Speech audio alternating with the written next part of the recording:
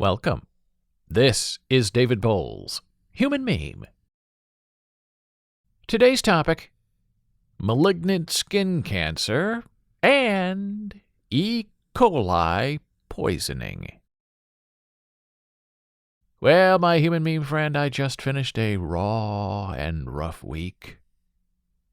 The double shot of rock that no one wants to listen to or hear. I was the recipient of twin bad news diagnoses of 2 malignant basal cell carcinomas on my face and neck, and food poisoning via an E. coli bacterial infection. Now, as I understand it, the skin cancer has been brewing inside me for quite a while now. And sure, malignant skin cancer is bad, but I am told it is not as disastrous as metastasized skin cancer. So I guess that's one good thing. And the damage was done to my skin 40 years ago when I was a kid playing under the Nebraska sun. And it just takes about 40 years for these sorts of cancers to present themselves, to show enough, to bother you enough to get it cut out and have it burnt away, and then to hope it never comes back again. And if you're like me and you happen to be light-eyed and light-skinned, with a 98% Northwestern European ancestry, then, as my dermatologist told me 20 years ago, there's nothing good for you under the sun. Unfortunately, back in the 1970s, you spent a lot of time outside as a kid. There was no sunscreen, no talk of SPF, no hats, no sunglasses. You took off your shirt, you ran around, swimming in the municipal pool, and playing sandlot ball, and racing around track and football turf. And the sun was always there, beaming down on you, and slowly eating away at your future. And you're completely unaware of any of all that at the time, until it's too late. Luckily, my current dermatologist isn't too worried. The hole in my neck, the hole in my head, is an ulcerative malignant cancer that will take some time to calm down and heal and cut out. But he also told me, it's okay, but we're in a long process now. And so it goes. And after all this cancer is cut out, then we move into a blue light therapy that will peel my entire face. But I'm told this isn't a traditional chemical peel. The blue light thing, the blue light process, will be done with the intention of proactively removing any other hidden cancer things that have been yet to present themselves for the zapping. And since my insurance covers it, I guess there's no reason not to do a blue light therapy, even though it's probably going to hurt a bit for a while.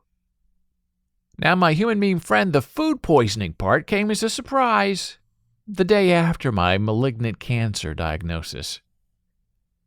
My wife and I eat exactly the same diet every day. So it was really pretty easy to pin down the cause of what got me sick and why she did not get sick. And that one answer is this: craft beer. Jana had the blueberry ale. I had some sort of wild nettleberry nutcore thing. Some kind of IPA that, from the first swig from the bottle, tasted off and wrong. And yet, I just went ahead and drank it all anyway. Because, craft beer always tastes brittle and a little awful to someone with a plain Midwestern palate. And oh, sure, I should have listened to my gut. Instead, my gut stood up and took me on, gave me a few punches, and shook me inside out. Now, general everyday food poisoning can take a day or two to present itself. And it was a couple of days later, after drinking the craft pale ale, that I got a little sick. And then another couple of days after that, when I was pooping blood 10 times a day for 3 days, it all started to fall in place. And none of it was very enjoyable. Now, here's the thing that I didn't know that you may want to know. The difference between simple food poisoning and E. coli food poisoning is tremendous. Simple food poisoning with diarrhea can be helped along with Imodium or Pepto-Bismol to help you feel better and stop the pooping. But if you then happen to go on to the next stage, the E. coli stage, all of that anti-diarrheal medication like Imodium and Pepto-Bismol really messes you up in all the really wrong ways. Because to get better with E. coli, you have to poop a lot to get rid of that bacterial infection in your gut. It's a bloody infection that is pretty much melting your intestines and your colon. So you have to poop out the blood on a regular basis to get better. But the medication you were just taking to stop you from pooping is working and doing its job, and so your gut begins to roil and boil, and you keep getting sicker.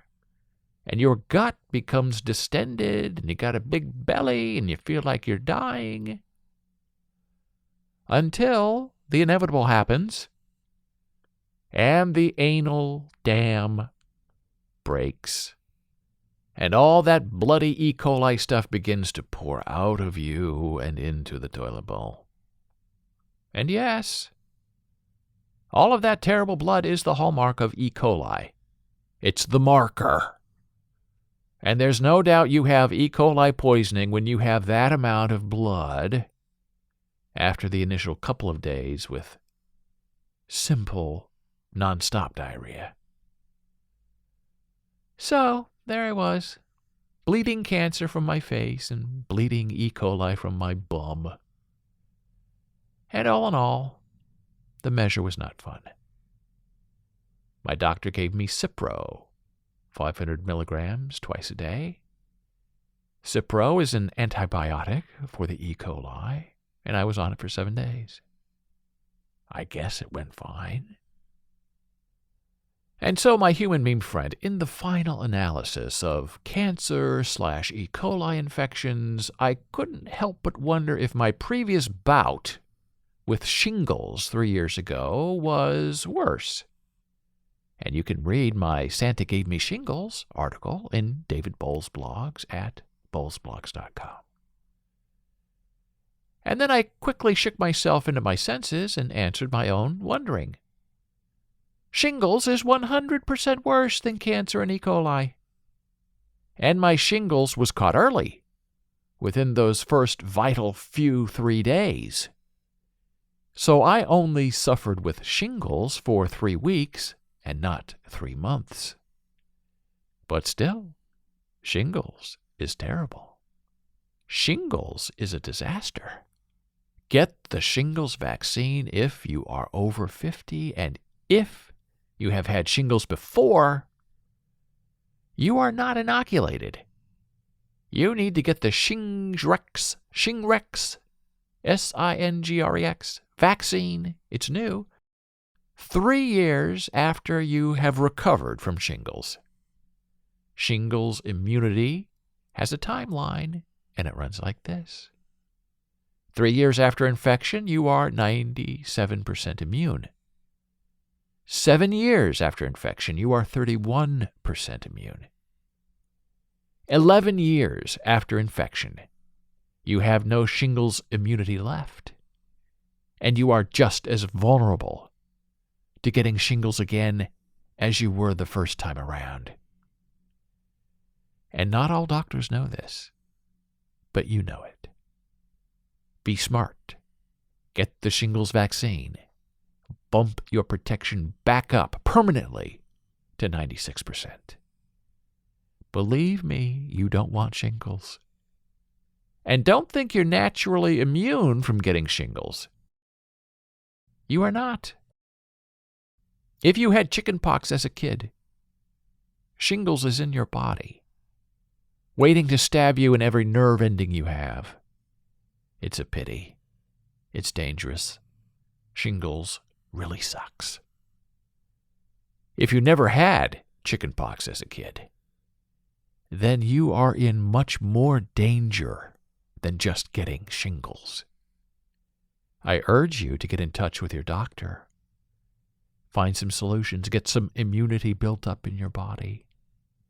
It's never too late to start. Oh, and while we're on the topic, get a flu shot too. I get one every year. A flu shot does not give you the flu.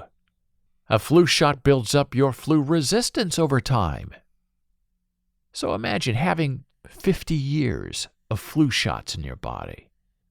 So when you become older and you are more frail, you have methodically built up your influenza immunity over time. Be smart. Take care of yourself now to win your later life. And there you have it, my friend. Health Sob Story number 368 in a series of 10,000. Take care of yourself. Listen to your body. Go to the doctor. And don't be like me. 2 years I kind of had a hole in my head, in my neck. Get a hole, any hole, checked by your doctor. Just go. Don't be proud. Submit to the process. Listen to your wife. And yes, it's better when the hole in your head turns out to be nothing, even though it's always life and death.